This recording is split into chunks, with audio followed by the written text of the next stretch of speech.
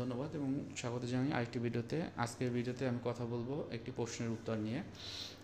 সেটি হলো, অনেকের ভিতরেই এটি আসলে এমনিতেও থাকে, সেটা হলো আসলে কিছু মানুষকে বিশ্বাস করে অনেকবার ঠকেছে, এখন আর কারোর প্রতি বিশ্বাস হয় না।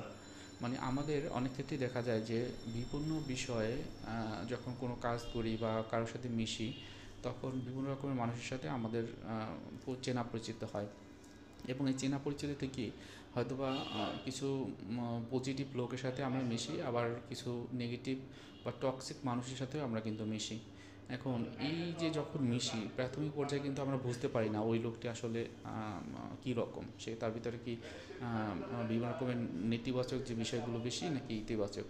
তো আমরা যখন মিশি তারপরে কিন্তু বুঝতে পারি যে ওই লোকটি সম্পর্কে, যে আসলে ওই লোকটি কীরকম, বা হচ্ছে যে তার কাছ থেকে আমি কী আশা করতে পারি। তো যতক্ষণে আমরা বুঝে ফেলি তার আগেই হয়তোবা আমাদের ভিতরে বিভিন্ন রকমের খারাপ লাগা আমাদের ভিতরে ঢুকে যায়। তো ওই সময়গুলোতে আমরা কিন্তু একটা নেগেটিভ একটা থট কাজ করে, নেগেটিভ একটা ফিলিং কাজ করে, যেটা ইনস্টল হয়ে যায় আমাদের ব্রেনে।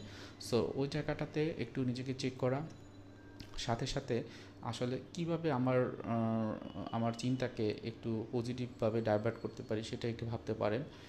সবসময় যদি নেগেটিভ চিন্তা করি, আসলে অনেক ক্ষেত্রে কিন্তু আমাদের নেগেটিভ বিষয়গুলো হওয়ার সম্ভাবনা বেশি থাকে।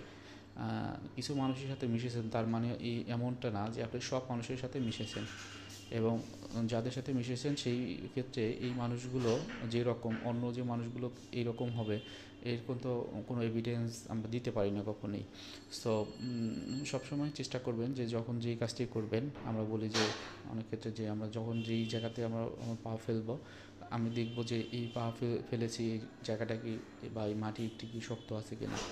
সো এটা ভাবা খুবই ইম্পর্ট্যান্ট, এবং সেই অনুযায়ী চলা এবং কাজ করা খুবই গুরুত্বপূর্ণ। তো এভাবে আপনারা করতে পারেন।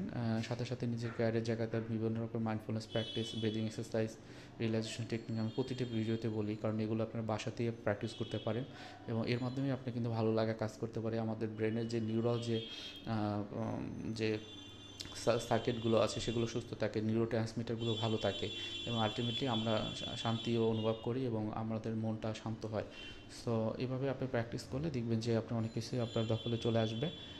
সাথে সাথে পজিটিভনেস প্র্যাকটিস খুবই ইম্পর্টেন্ট, ওপেননেস এবং গুড কমিউনিকেশন, লার্নিং, প্রতিনিয়ত লার্নিংয়ে থাকা, এগুলো আপনাকে অনেক বেশি সাহায্য করবে। সো সব ভালো থাকেন, সুস্থ থাকেন। আসসালামু আলাইকুম।